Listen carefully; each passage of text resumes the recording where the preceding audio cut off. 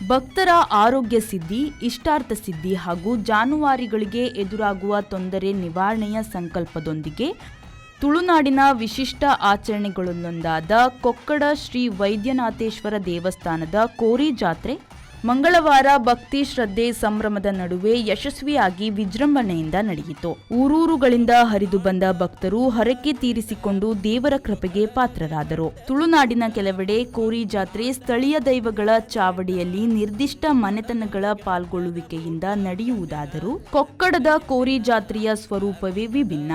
ಇಲ್ಲಿನ ಅಧಿದೇವತೆಗಳಾದ ಶ್ರೀ ವೈದ್ಯನಾಥೇಶ್ವರ ಮತ್ತು ವಿಷ್ಣುಮೂರ್ತಿ ದೇವರ ಸಾನ್ನಿಧ್ಯದಲ್ಲಿ ಶತಮಾನಗಳಿಂದ ನಡೆದುಕೊಂಡು ಬಂದ ಸಂಪ್ರದಾಯಬದ್ಧ ವಿಧಿವಿಧಾನಗಳು ಈ ಜಾತ್ರೆಗೆ ವಿಶೇಷ ವೈಭವವನ್ನು ನೀಡಿದವು. ಸಂಪ್ರದಾಯದಂತೆ ನೀಲೇಶ್ವರ ಎಡಮನೆ ಬ್ರಹ್ಮಶ್ರೀ ಕೆ.ಯು. ಪದ್ಮನಾಭ ತಂತ್ರಿ ಹಾಗೂ ದೇವಸ್ಥಾನದ ಪ್ರಧಾನ ಅರ್ಚಕರಾದ ರಮಾನಂದ ಭಟ್ ಅವರ ನೇತೃತ್ವದಲ್ಲಿ ಗಣಹೋಮ, ಏಕಾದಶ ರುದ್ರಾಭಿಷೇಕ, ಮಹಾಪೂಜೆ ಸೇರಿದಂತೆ ವಿವಿಧ ಧಾರ್ಮಿಕ ವಿಧಿವಿಧಾನಗಳು ಭಕ್ತಿಭಾವದಿಂದ ನೆರವೇರಿದವು. ಜಾತ್ರೆಯ ಹಿಂದಿನ ದಿನವಾದ ಸೋಮವಾರ ಸಂಜೆ ಕಂಬಳದ ಗದ್ದೆಗೆ ಹಾಲು ಹಾಕಿ ಗದ್ದೆಯ ಸುತ್ತ ಕೊಲ್ತೆರಿ ಹೆಜ್ಜೆ ಅಲಂಕರಣ ನಡೆಸಲಾಯಿತು.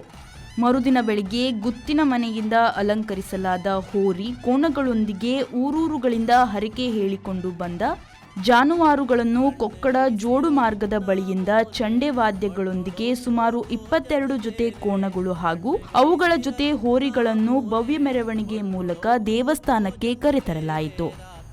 ದೇವರ ಒಪ್ಪಿಗೆ ಪಡೆದ ಬಳಿಕ ವಾದ್ಯಘೋಷ, ಕೊರಗಭೂತಗಳ ಮೆರವಣಿಗೆಯೊಂದಿಗೆ ದೇವರ ಗದ್ದೆಗೆ ಕರೆತರಲಾಯಿತು. ಸಂಪ್ರದಾಯದಂತೆ ಮೊದಲು ಗುತ್ತಿನ ಹೋರಿಗಳನ್ನು ಗದ್ದೆಗೆ ಇಳಿಸಿ ನಂತರ ಇತರ ಜಾನುವಾರುಗಳನ್ನು ಒಂದು ಬದಿಯಿಂದ ಮತ್ತೊಂದು ಬದಿಗೆ ಓಡಿಸುವ ವಿಧಿ ನೆರವೇರಿತು.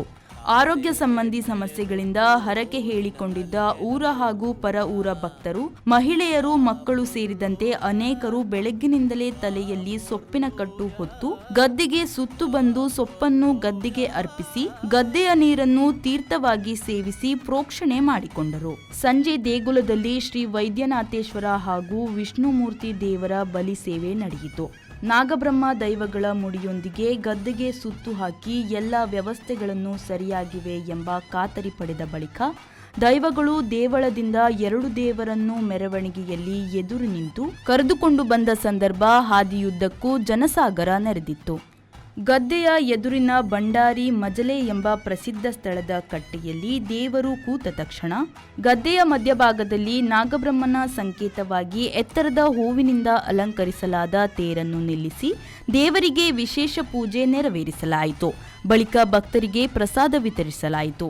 ಜಾತ್ರೆಯ ಅಂಗವಾಗಿ ಮಧ್ಯಾಹ್ನ ಹಾಗೂ ರಾತ್ರಿ ಅನ್ನದಾನ ಸೇವೆ ನಡೆಯಿತು.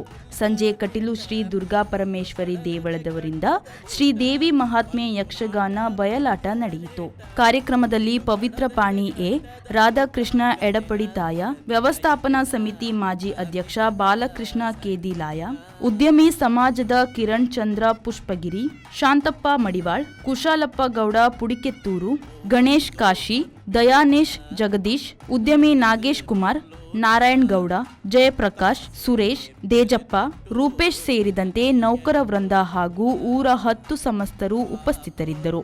ಜಾತ್ರೆಯ ಯಶಸ್ಸಿಗೆ ಕೈಜೋಡಿಸಿದರು. ಪ್ರಶಾಂತ್, ವಿ4 ನ್ಯೂಸ್.